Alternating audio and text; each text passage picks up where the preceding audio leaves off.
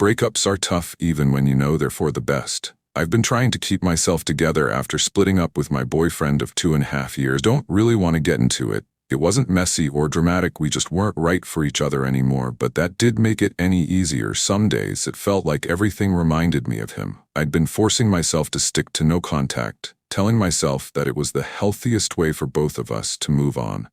It was hard though, really hard. One of the things I missed most about us was playing pool together. It was sort of thing. I'm a pretty decent player, definitely better than average, but my ex, he was incredible on his good days. She could pull off trick shots like it was nothing. 1 rail, 2 rail. Banks kicks combinations. I'm pretty sure he was even learning a standard mess. We each had pool tables at home, but obviously we're young and staying inside every night wasn't exactly ideal. When we did go, we always made sure that wherever we were going, usually a bar had some pool tables. We had crowded bars with long waits for tables and screaming patrons, though. So the places we enter quieter, usually attracting an older crowd. Dive barbers with old scuffed tables and sticky floors were our sweet spot.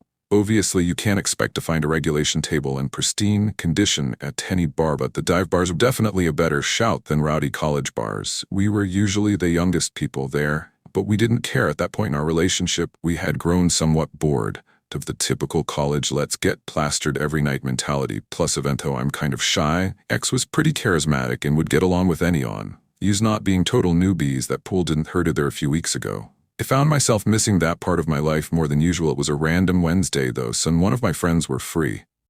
I didn't want to sit around the house feeling sorry for myself anymore, so I decided to head out to one of the bars we used to go to. I told myself it wasn't about nostalgia, that I just needed to get out. Believe me, I'm not the type of person, nor do I usually have the confidence to go out myself. But I was feeling some type of way that night. The bar was exactly the same as I remembered dimly. Getting worn out stools, a jukebox in the corner. The familiarity was comforting, but it also stung. The memories came flooding back, and I almost turned around and left right then. But I forced myself to stay. After grabbing a few drinks, I wandered over to one of the pool tables and started idly chalking up what to. I'm not really sure what I was planning on doing. They were playing alone, would have been a little odd. Luckily, my question was answered because a guy walked over. He was maybe in his mid-20s, the only person in the room, even close to my age. He leaned against the table and asked if I was up for a game. I nodded and told him to rack him up. He put some money in the slot and started racking the balls. I laughed to myself. Asha racked them wrong.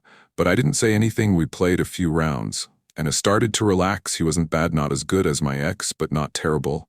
I wasn't going easy on him, though. Won every rack we played. We chatted as we played, and he even bought me a couple of drinks. He was friendly enough, but it quickly became clear he wasn't the brightest guy in the world. I like sharp and quick-witted guys who can hold their own in a conversation. This guy, not so much. Still, I didn't mind. It felt good to just play and talk and not overthink things for once. I was having a good time. After the 4th game, he popped the question asking if I wanted to go back to his place. The question caught me off guard, but I guess I couldn't have been too shocked. I froze for a second before shaking my head. I tried to make it playful, saying he'd need a second date for that. In all honesty, I just didn't want to move so quickly. I guess I wouldn't have been totally opposed to taking things further with him, but random Wednesday night wasn't the time for that. I guess I didn't do a good job turning him down though, because his entire demeanor changed. His smile dropped and he literally started scowling at me. I was not prepared for what happened next.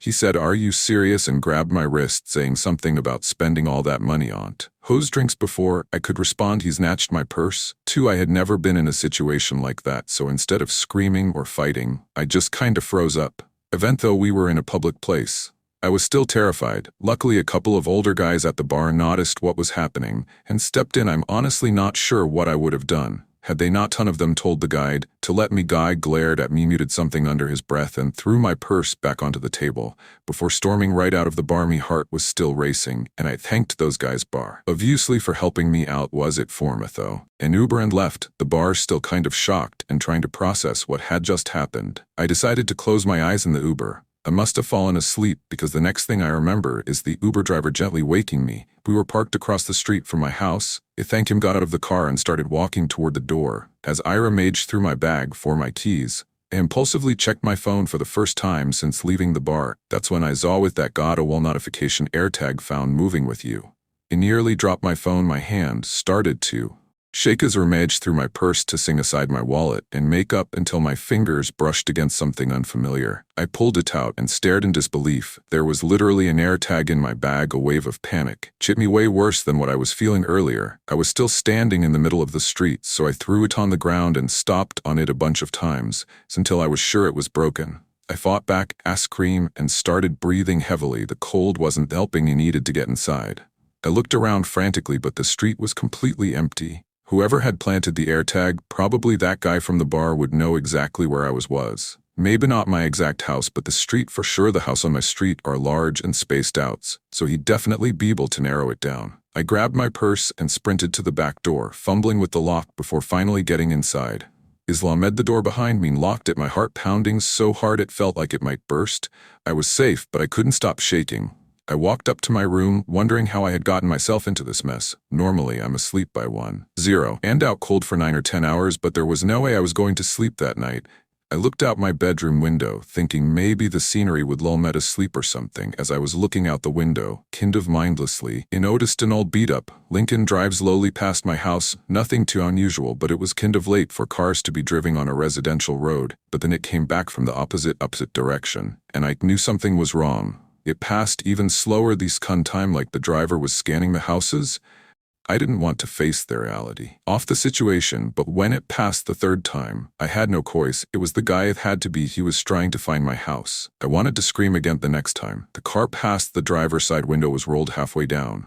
I wanted to call the police, but I didn't want that guy to know he was in the right area. I know that doesn't make any sense, but I was so scared and couldn't think straight. The next time the car passed, the driver's hand was hanging out of the window, holding something. It looked like a knife. And then instead of driving past, the car stopped in the middle